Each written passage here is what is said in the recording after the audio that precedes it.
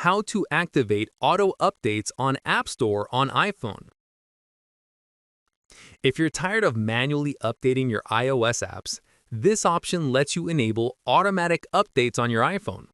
With auto updates turned on, your apps will always stay current with the latest features and fixes. In this video, I'll show you how to activate AppStore auto updates step by step. First, open the Settings app on your iPhone. Scroll down and tap on AppStore from the menu. Once opened, scroll to the Automatic Download section. Find the option labeled App Updates. Turn on App Updates to allow apps to update automatically. From now on, your apps will download and update automatically on your device.